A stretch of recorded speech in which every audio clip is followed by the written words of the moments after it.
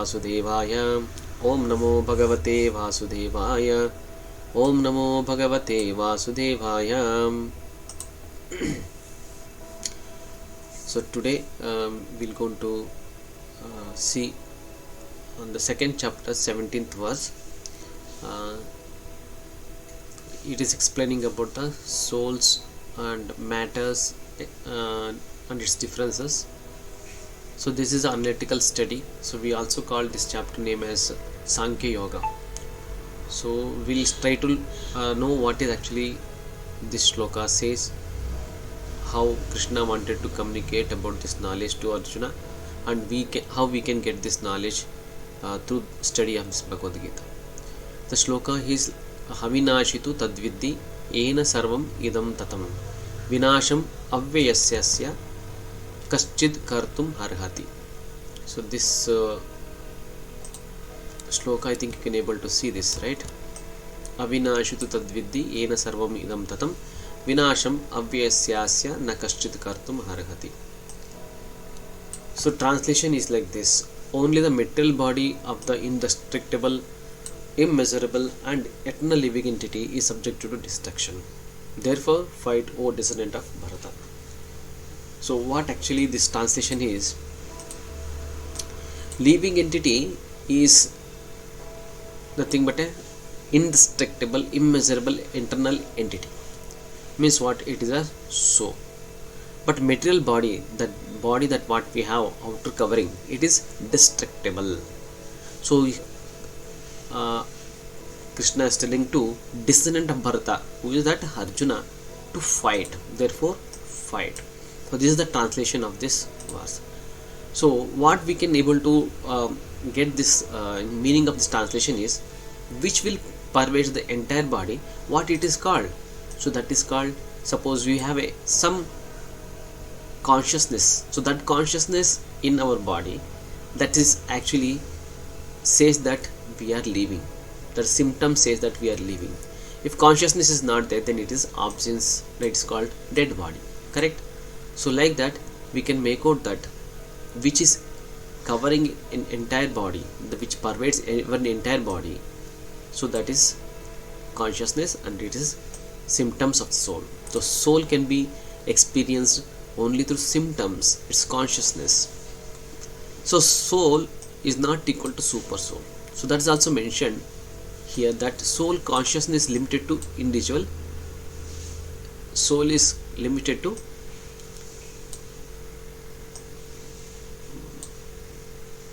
individual body. For example, suppose we have a one person feeling is pain in his body.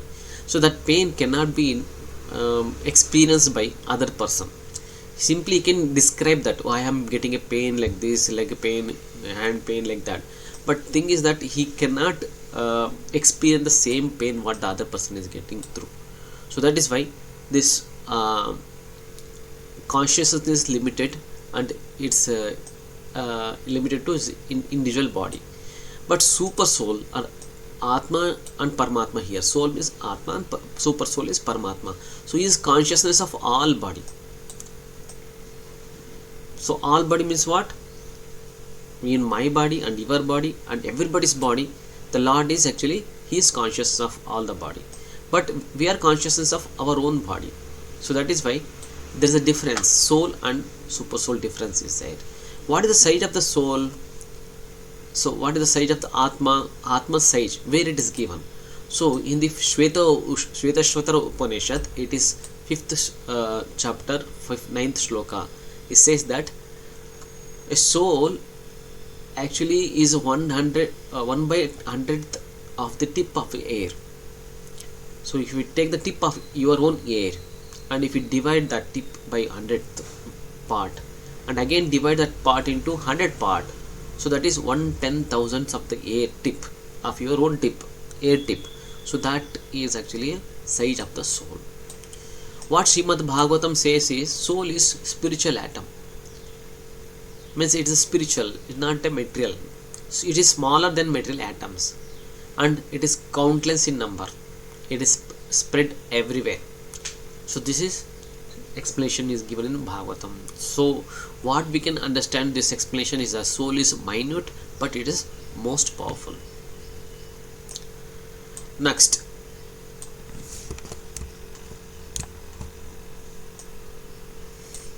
soul and body. What is the difference? Matter and spirit.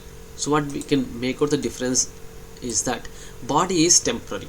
As we all know that we have a birth date, death date, so we change our body. So it is temporary, always changing, subject to birth, growth, decay, death, made of matter. So this is body, and soul is always eternal. So as we said here, so this is soul is always eternal. It is indestructible. It is immeasurable. So that is a this one quality of a soul. Next is how the soul animates the body, how it gets the energy in our body. Soul is situated within the heart. That is explanation is given in Bhagavad Gita, that Krishna says in Bhagavad Gita that soul is residing in our own heart, within our own heart. So from the heart, energy spreads throughout the body and bodily movements are enabled. Just like medicines is put into the body medicine in the medicine actually spread all over the body. Same way the energy of this soul also spreads. When soul leaves, blood circulation stops, body becomes inactive.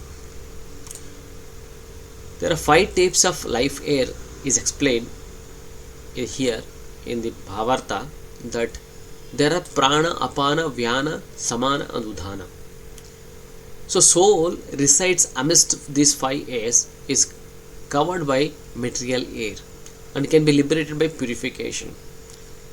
So when soul is residing, it says that amidst these 5 airs, within this 5 air, the soul is actually floating on this 5 air. So that is why it is having a position inside the heart like this, and it is meant for purification, liberated. It can be liberated by purification. So that is the explanation about the life air. And what is Hatha Yoga? Like we do so many yogas, right? So what is Hatha Yoga says that Hatha Yoga is meant to control the 5 life air. The same way life air what we has explained earlier here, the 5 life air. So those actually purify the soul's environment. So it's not meant for material powers and physical shows.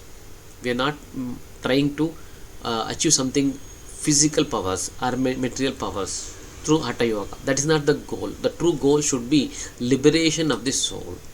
So soul is actually got into some bounding, so that has to be get liberated. And what is the explanation given in the scientific or medical observations? So it says that body functions depends on art. Body function depends on art. Blood corpuscles carry energy. So this is a basic study that all medical students know, but cannot explain source of life energy. Why this heart actually from pumping? So they cannot able to understand it. And the missing factor is the soul, ātma. They cannot even know about the ātma. So that is a misfortune of the science. And science sees effect, not cause. They see only the outer part of the symptoms, but they cannot know what is inside, what is the cause behind that outer symptoms. So that is why the science is limited in that aspect. And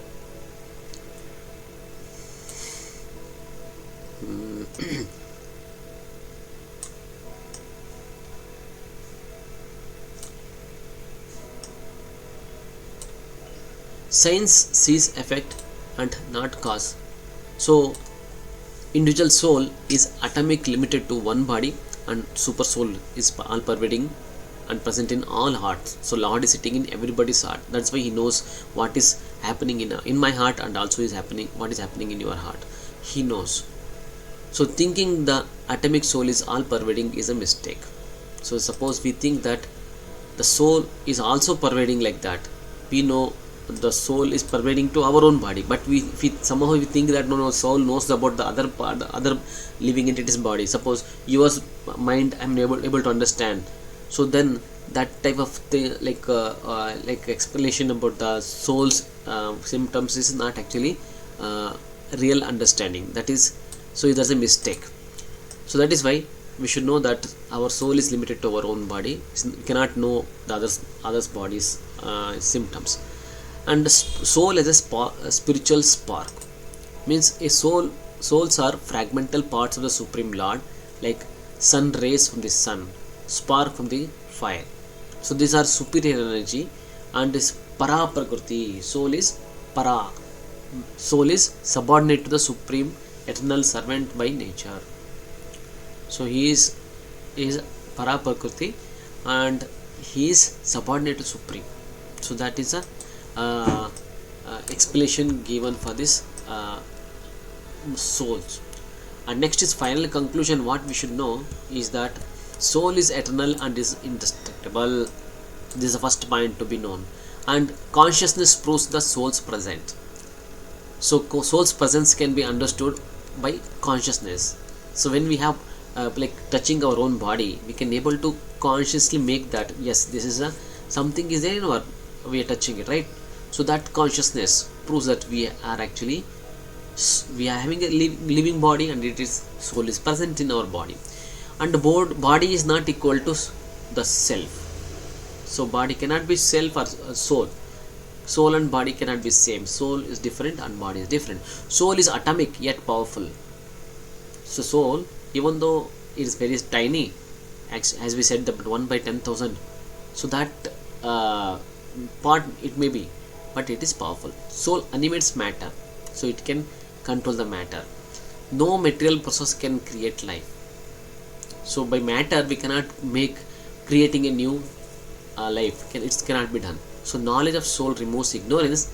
This teaching begins Krishna's enlightenment of humanity. So Krishna starts giving this information about the soul, ātma, and explain that how it is important to know about the ātma before going to the this all the different type of yogas that he going to explain: karma yoga, dhyana yoga, and bhakti yoga. So all those introduction is this one, that to know we are not this body, we are spirit soul. So if anybody asks questions that who am I, then the exact answer that should be given by reading this Bhagavad Gita shloka is that we are not this body, we are spirit soul. So thank you. Hare Krishna.